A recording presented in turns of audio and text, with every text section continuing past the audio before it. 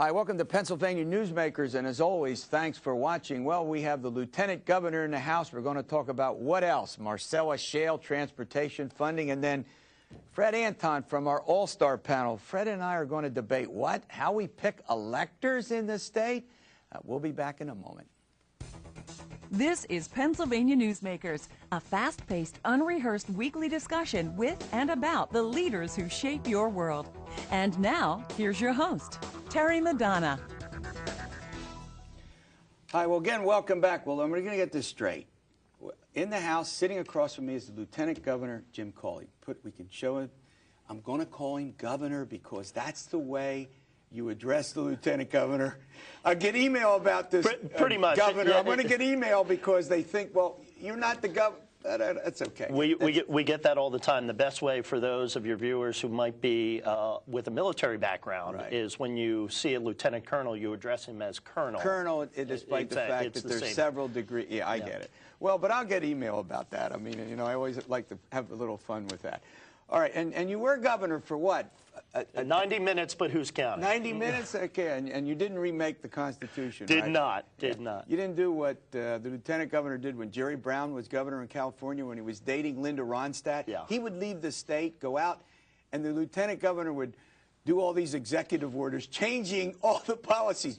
Brown would have to run back. This is not the current, same guy, but when he was governor earlier. Yeah. Well, you didn't do that, did you? No. What Governor Corbett and I agreed upon was our goal was that most Pennsylvanians would find out about the fact that I was acting governor a couple of days after it already had happened. That was our goal. That's great. Well, look, let's get down to business. You all took about 2 months. You've looked at your Marcellus Shale Commission report. You've come out with your recommendations, which you've sent over to the legislature. Just go over if you had to say 3 or 4 big points in it, what would you say? Well, number one, the package of bills and proposals that the governor outlined as a result of our recommendation was aimed toward 3 things, actually. Jobs, jobs, and jobs. The economic development opportunity that Marcellus Shale presents. Not only what it currently is doing to continue to make sure that the Commonwealth of Pennsylvania, as part of an overall strategy, has a lower unemployment rate than the national average, but what it is that we can do in order to train our workforce. Right now, 7 out of every 10 jobs in the industry in this state are going to Pennsylvanians. That's a nice start, but Tom Corbett and I aren't satisfied with that. We'd like it to be, at some point in the near future, 10 out of 10. So we've outlined ways in which private industry, in which higher education, colleges and universities and vocational and technical schools all around the state can work to make sure our Pennsylvanians meet the job. Let me ask you about the fees. You're going to each well. You're proposing a tax of $40,000 one year, and then over the next several years that would decrease. Look, I'm not interested in whether this violates the governor's pledge as a fee, a tax. My big question to you is this sufficient to gain the revenue that you need, that the Commonwealth needs to do a variety of things that you've outlined? Is this going to give you enough revenue, do you think? Well, I will tell you that right now the industry is paying hundreds of millions of dollars in taxes annually through one of the highest corporate net income taxes in the country, through a capital stock and franchise tax, through sales tax, through withholding tax, payroll tax, use tax, a whole host of different taxation sources. So that since 2006, this industry has been responsible for almost $1.5 billion going directly to the general fund that's being spent in schools and roads across the state. So you're comfortable that the $40,000 at the per well will give the revenue that you're going to need for all I'll get in the next segment. I want to get into how you divided the revenue and some questions, but you're comfortable with that? Well, what the governor charged us with through the Marcellus Shale Advisory Commission was to determine whether or not there were impacts to local communities that weren't being met through a direct funding source. And what we did was outline several different areas in which that is a possibility. The governor then said, and unlike, as you said, you don't want to get into a discussion as to whether it's a debate or whether it's a tax or a fee. Well, let me tell you, to Tom Corbett, it's very important because he made a commitment not to raise taxes. I understand that, but we're going to run to a break. But my point is, you've got the bill on the table. That's what, in effect, the legislature should be debating, the merits of the bill, that notwithstanding that other thing. All right, I want to ask Governor Cawley when we come back about the disposition of the funds and who gets to decide whether there'll be a tax. We'll do that and more. After we talking about bills, we pay some bills. Sounds good. This broadcast of Pennsylvania Newsmakers is presented by the Pennsylvania Chamber of Business and Industry, the statewide voice of business, and by the Pennsylvania Cyber Charter School, bringing educational innovation and freedom to the children of Pennsylvania. This broadcast of Pennsylvania Newsmakers is presented by ReconnectPA.org, supporting a comprehensive transportation funding solution, and by the Pennsylvania Manufacturers Association. Business in Pennsylvania is our business. Hi, welcome back to the program. We're talking with the Lieutenant Governor, Jim Cawley, about Marcellus Shale. We'll get to transportation funding soon. All right, let's talk about, look, under this impact fee, essentially each county has to decide whether to impose it. But what happens if a county says, well, we don't want to do it, but there are townships, you know, other municipalities that are affected by the drilling and may want an impact fee? What's the situation there? Well, we're taking a look at that right now as a possibility. There may be a petition process for individual member municipalities within a county to be able to petition the county in order to impose the fee if, in fact, they feel that it's appropriate to do so. But that's going to be part of the ongoing discussion between the legislature and the executive branch as we proceed. So, in other words, would you say that you put in the framework, and obviously it's up for discussion, you know, the legislature being the legislature, the likelihood that everything you put in remains, you know... Well, you know, I go to the old thing, two things you shouldn't watch being made, sausage and legislation. So there's going to be a lot of room for discussion. Now, one other consideration that I've heard has to do with the zoning requirements and dealing with 18,000, I'm exaggerating, 18,000 zoning boards in all the counties. Is that a problem that the industry has talked with you folks about? Well, one of the things that the industry continues to talk about is uniformity and predictability through their growing of this industry in this state. But one of the things that both Governor Corbett and I, being folks who have come out of local governance, he serving as a township commissioner. Shale Township. Yeah, exactly right. And I, both as a school board member and as a county commissioner, understand the importance of municipal sovereignty and allowing communities to determine what's best for them. So that's going to be part of the discussion as well. Right. Two other quick things. Sure. The way you divide the money, 75% will stay local, and, you know, it gets into, you know, different configurations there, the county, the impact, you know, the direct and then the indirect. And also these other divisions, 25% going up, look to me like 1,000 different ways. Are you comfortable with that? I mean, what about the question of the environment? I mean, in the environmental fund, I mean, you know, the environmental community has said, well, you know, you don't do enough there. What's your response to the? Well, I can only tell you that the Secretary of the Department of Environmental Protection, Mike Krancer, was part of the commission, and a large segment of that remaining 25% goes to the Department of Environmental Protection to help them meet their goals, as well as driving money to PEMA for emergency management, the State Fire Commissioner for making sure that we're training our emergency personnel, the Health Department for obvious reasons, and then transportation as well. All right, I hate to do this, but again, we got to take a break. We'll be back. I want to ask the Lieutenant Governor when we come back about transportation funding, and we'll see where the legislature is waiting for, I guess, the governor's office, what some leaders say, to give them a response to a bunch of recommendations that were made. We'll be back in a moment. This broadcast of Pennsylvania Newsmakers is brought to you by Pennsylvania Credit Union Association. Pennsylvania Credit Unions, where people are worth more than money. To find a credit union that is right for you, check out ibelong.org. And by the Energy Association of Pennsylvania, Pennsylvania's energy information source. This broadcast of Pennsylvania Newsmakers is presented by the State System of Higher Education. 14 state-owned universities. The state system is the largest provider of higher education in Pennsylvania. And by the Hospital and Health System Association of Pennsylvania, working towards a healthy Pennsylvania. Hi, welcome back with Lieutenant Governor Jim Cawley. I want to shift gears a little bit and infrastructure. Look, every commission, every report, Ed Rendell had 1.7 billion. We know that, you know, we can argue about how much, but we need, let's say, $1 billion a year. We'll just put that on the table. The Transportation Commission says oil franchise tax, license and registration fees, hike them. The big problem is money. What's the position of the administration on how we're going to fund the transportation needs? Well, Governor Corbett, I think, very clearly indicated that the first best mission of government is public safety, and making sure that we have safe and efficient thoroughfares helps to achieve that goal.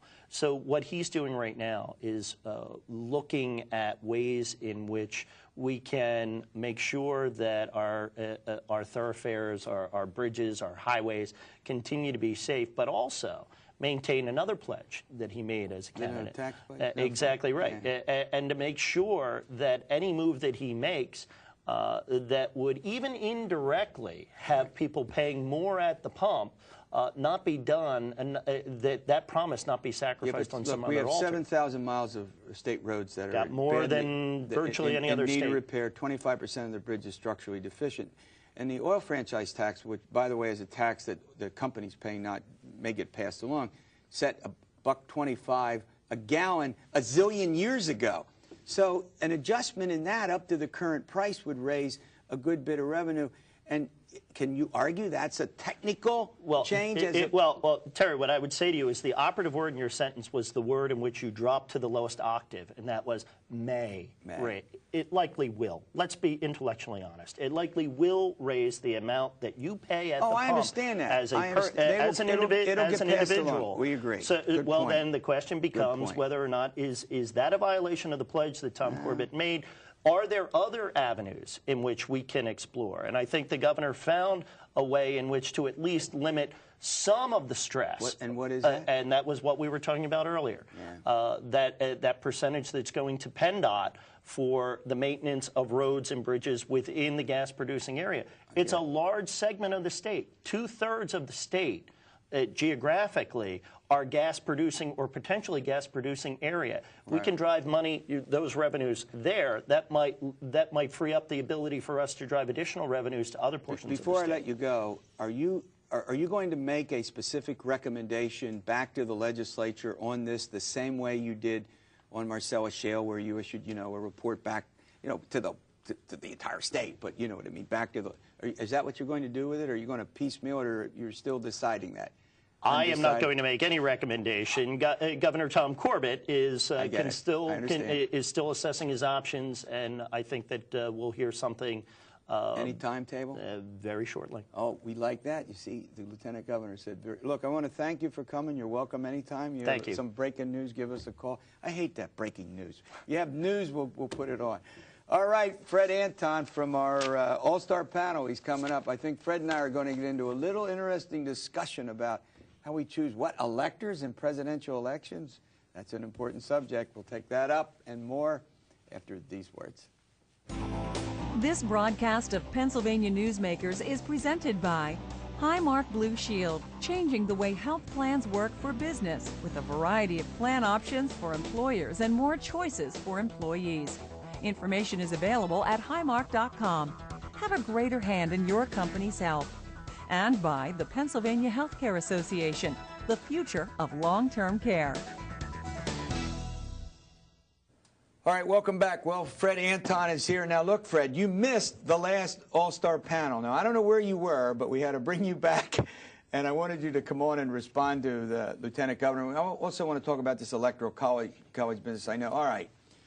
You admit we got this huge transportation need. You agree with that? You're the business guy. You're the business guy. Every person agrees that we need $2 billion to $2.5 billion to fix our roads and bridges. Well, okay, then. What are we going to do about fixing it? Isn't it a shame that the mania of no taxes has to apply to a situation where we definitely need funds and can't? Isn't there anyone who's willing to break through and say, this is so important, and there's not money available in any kind of savings. Now, I have. And we need a lot of money. I mean, this isn't like this isn't a not small 300 or amount of 400 money. million, and we need it over a period of time to rebuild the infrastructure, right? Now, doesn't somebody have the courage? It's certainly not me, because I'm not courageous, and I don't want to be. I know better than that. I don't want to be drummed out of the conservative community. But isn't there someone who says that capping the gas tax at an unreasonably you mean low like level? 125 a gallon? Yes, that is unreasonably low. Now, isn't there someone? Most of the commentators think that the gas price in the United States ought to be significantly higher than it is for conservation and for nothing else. In Europe, they pay $8 or $9 a gallon. Now, when are we going to come to our senses, and when are some of the politicians? Well, look, I've said all along on this show over the years, number one, it's important not just for the jobs that it would create in the state, but businesses that you know better than anyone else aren't going to locate in this state with an infrastructure that is deteriorated. Is that? I mean, even I can figure this out. You don't have to be very smart to figure this out. When you add that on to the other disincentives for business, like higher taxes, it's a no-brainer. When have we had an automobile? Does any automobile plant ever even consider coming to Pennsylvania? No, they don't even. And the other thing, we're going on to the Electoral College, but the other thing is, look where we're situated. Between New England and the Midwest, you have to come through our state. You have to come through our state to do all the transit, right? Right. So we're a pathway east to west and west to east, which is another reason that we need to work on, make and sure we have north to south. We're in the New Jersey, Washington. We're in the population. All right, we got to get to the Electoral College. All right, here's the deal. There's a proposal in the legislature that would have us allocate presidential electors out of congressional districts. We now do it winner take all. You win a state, you win all of the electoral votes, even if you win by one vote. Under a proposal by the Majority Leader Dominic Pileggi in the Senate, he would have electors chosen out of congressional districts. We will have 18 next year, 18 electors chosen. That way you win a CD, you win an elector, and 2 would go for the overall state winner for the U.S. Senate. Fred, do you like this idea or not? I like Pileggi's proposal, but it's not as good as allocating the electoral votes based on the popular vote in the state of Pennsylvania. It is unfair. It is manifestly and grossly unfair to give all the electoral votes of a state based on a slim majority. We know in Pennsylvania the vote will be split at worst 55-45 between the two parties. So the one who wins gets them all, the one who loses gets none. And there are the arguments that I've heard made for maintaining the system are ridiculous. One argument is that it creates a lot of interest. The horse race argument, the argument that people won't come to the state. That's ridiculous. We're not running horse races here. We're not running win or lose here. We're not trying to sell newspapers here. All right, if Fred Anton were king for a day, yes, would you just simply drop the Electoral College and go to straight popular vote, let every vote be counted that way? I would. All right. It takes an amendment to the Constitution. That's not going to happen. That's why we're having this debate. The Go ahead. most horrible result in a presidential election is for the Electoral College to produce a winner that has not won the popular vote. The Gore-Bush result in 2000. Gore won the popular vote. By 500,000 votes. And he should have been president.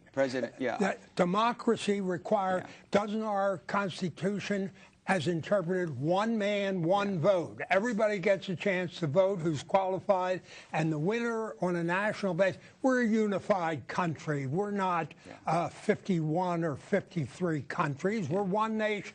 All right, well, let's take another aspect of that. The problem with the proportional voting proposal is that you would get all kinds of third parties that would actually win some electors, And conceivably, if other states did that, you would have no one would get 270, right? So the Electoral College should be abolished. Oh, you think if that happened, then it would get abolished because people wouldn't like the election for president to be decided in the House of Representatives. Right. But I think Pennsylvania, to start with, ought to do this now. And I think either the pledging plan or a majority allocating them on the basis of the total is fairer, basically fairer, basically more democratic. All right. Well, I mean, we'll see. You know, the governor is supporting this proposal. Dominic Pileggi is the Republican state chairman, not for it. He's been open about that. There's not a single Republican member of the Pennsylvania congressional delegation has signed on to this. You know, they've been. Because they're concerned about what? Because they're concerned about their own elections. Well, is there anything wrong with that? And money pouring into their districts to get You understand this. I understand it now, but let me say this, and I will say this. I would say 70-30 against any change passing. 70-30 against any change passing, because the status quo is the status quo. And when they're divided within the Republican Party on this issue, nothing's likely. There is division. There is, at least we'll say, and in all candor, I testified earlier in the week before the State Senate Government Committee as a professor. I just wanted to get that out. We always, full disclosure on this program. All right, we have about a minute and a half.